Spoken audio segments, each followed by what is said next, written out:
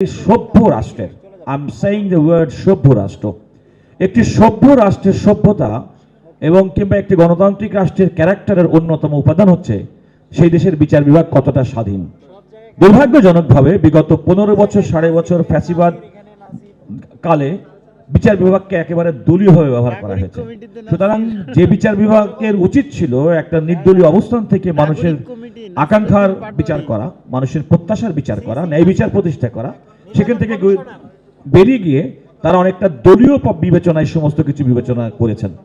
যে কারণেই বিএনপির মতো একটি বড় রাজনৈতিক দলের 60 লক্ষাধিক নেতাকর্মীর মিথ্যা মামলায় দীর্ঘদিন পর্যন্ত কারাবাস করতে হয়েছে। নাসির সহ আমি, আমার নিজেও একজন আইনজীবী, আমাকেও কারাবাস করতে হয়েছে। এটা আপনারা শুনে অনেকে আশ্চর্য হবেন, আমাকেও 5 দিনের রিমান্ডে থাকতে হয়েছে। সুতরাং আমি বলছি যে অত্যাচার এবং নিপীড়নের মাত্রা কতটুকু পর্যন্ত, এবং সেক্ষেত্রে বিচার বিভাগে অত্যন্ত নগ্নভাবে ব্যবহার করা হয়েছে।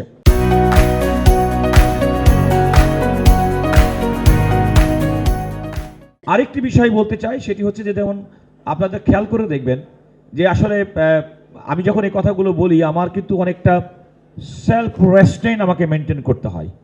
সেলফ রেস্ট্রেইন মেনটেন করতে হয় এই কারণে যে আমি একজন সচেতন নাগরিক, আমি চাই বাংলাদেশের বিচার বিভাগ অত্যন্ত মাথা উঁচু করে দাঁড়াক। সুতরাং আমার কথায় কোনো কারণে বিচার বিভাগের প্রতি মানুষের অশ্রদ্ধা সৃষ্টি হোক, সেটা আমি চাই না। তবে বিগত সময়ের মধ্যে, বিগত সময়কালে ফ্যাসিবাদ কালে বিচার বিভাগের প্রতি মানুষের যে অনাস্থা, অপ্রকাশিত অনাস্থা কিংবা প্রকাশিত অনাস্থা প্রকাশিত হয়েছে, আমার প্রত্যাশা থাকবে অবিলম্বে এই প্রত্যাশার, এই অনাস্থার জায়গা থেকে বেরিয়ে এসে বিচার বিভাগের প্রতি মানুষের আস্থা ফিরে আসবে এবং বিচার বিভাগকে তারা মনে করবে তাদের আশা এবং তাদের ন্যায় বিচারের শেষ আশ্রয়স্থল। আরও দু একটি বিষয় আমি আপনাদেরকে বলতে চাই। জনাব বদিউল আলম মজুমদার সাহেব এখানে থাকলে মনে হয় আমার বক্তব্য দেওয়ার সুবিধা হতো। আমি আমাদের যে ঐক্যের যে প্রসঙ্গ, সেখানে আমি 2টা স্পেসিফিক উদাহরণ আপনাদেরকে দিতে চাই। আপনারা জানেন যে 15 সংশোধনীর মাধ্যমে আমাদের সংবিধানকে কাটাছেড়া করে একেবারেই আওয়ামী লীগের দলীয় মুখপাত্র হিসেবে বানানোর চেষ্টা করা হয়েছে। পরিবর্তিত বাংলাদেশে জনাব বদিউল আলম মজুমদার একটি রিট পিটিশন দায়ের করেছেন এবং সেই রিট পিটিশনের পরিপ্রেক্ষিতে বিএনপি, জামাত সহ বড় রাজনৈতিক দলগুলো রাজনৈতিকভাবে সেখানে অংশগ্রহণ করেছে। আমারও সুযোগ হয়েছে বিএনপির পক্ষ থেকে সেই মামলায় প্রতিদ্বন্দ্বিতা করা। এখানে ব্যারিস্টার বেলায়েত আছেন, তিনি যদিও জামাত ইসলামের রাজনীতির সঙ্গে ছাত্রজীবন থেকে ছিলেন, কিন্তু তারাও কিন্তু ইন্ডিপেন্ডেন্ট ইন্টারভিনার হিসেবে এই সেই মামলায় অন্তর্ভুক্ত হয়েছে। সেখানে সুপ্রিম কোর্টের হাইকোর্ট বিভাগ 4টি সংবিধানের সংশোধনী, পঞ্চদশ সংশোধনী, 5টি মূলত, 1-2টা ভাগ, সেটি কিন্তু বাতিল ঘোষণা করেছেন এবং ইতিমধ্যেই বিএনপি সহ বড় রাজনৈতিক দলগুলো সেগুলোকে স্বাগত জানিয়েছে। ওই সংশোধনী রায়ের মাধ্যমে বলা হয়েছে এই সংশোধনের বাইরে বাকি যে সমস্ত সংশোধনীগুলো করা দরকার সেগুলো পরবর্তী নির্বাচিত সরকার তারা কিন্তু সংশোধনের মাধ্যমে সংবিধানকে যুগোপযোগী করবে।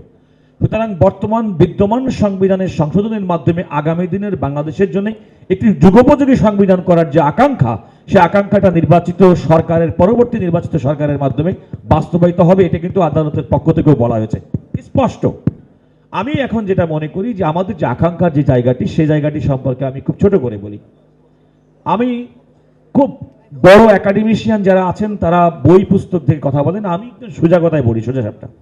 আমি কি চাই ব্যক্তি হিসেবে, আওয়ামী লীগ যা যা করেছে, আওয়ামী লীগ যে সমস্ত দুষ্কর্ম করেছে, যে কারণে আমরা তাদেরকে গালি দিতাম, আমার প্রত্যাশা পরবর্তী সরকার, বর্তমান সরকার, ভবিষ্যৎ সরকার, তারা সে কোনো কাজ করবে না। এটা পরম আকাঙ্ক্ষা। আমি ভোট দিতে পারি নাই, আমি ভোট দিতে চাই। দুঃশাসন ছিল, আমি সুশাসন চাই। বিচার বিভাগের স্বাধীনতা ছিল না, আমি বিচার বিভাগের স্বাধীনতা চাই। সংবাদপত্রের মুক্ত স্বাধীনতা ছিল না, আমি সংবাদপত্রের স্বাধীনতা চাই। আমি ব্যক্তি হিসেবে, মানুষ হিসেবে আমার অধিকার চাই, আমার নিরাপত্তা চাই, আমার পরবর্তী প্রজন্মের শিক্ষা চাই, চিকিৎসা চাই। এগুলো হচ্ছে আমার বেসিক নিড। এবং আমি মনে করি অন্তর্বর্তীকালীন সরকার কিংবা আমাদের পূর্বের সংবিধানে বেগম খালেদা জিয়া কর্তৃক সংযোজিত 13 সংশোধনের মাধ্যমে নির্দলীয় তত্ত্বাবধায়ক ব্যবস্থা প্রবর্তনের মাধ্যমে বাংলাদেশের জনগণের ভোট দেওয়ার যে সুযোগ সৃষ্টি হয়েছিল, 15 সংশোধনী রায় বাতিলের মাধ্যমে, 15 রায়ের মাধ্যমে, 15 সংশোধনী বাতিলের মাধ্যমে সে সুযোগ আবার তৈরি হয়েছে। আজকের এই সভা থেকে অবিলম্বে বর্তমান সরকারের প্রতি দাবি রাখব, আদালতের রায়ের প্রতি শ্রদ্ধাশীল হয়ে অবিলম্বে সংবিধানে 13 সংশোধনীর মধ্যে নির্দলীয় তত্ত্বাবধায়ক সরকার ব্যবস্থা ফিরিয়ে এনে জনগণের আকাঙ্ক্ষা অনুযায়ী আমার ভোটের ব্যবস্থা করবেন। এটি হচ্ছে আমার সবচেয়ে বড় প্রায়োরিটি।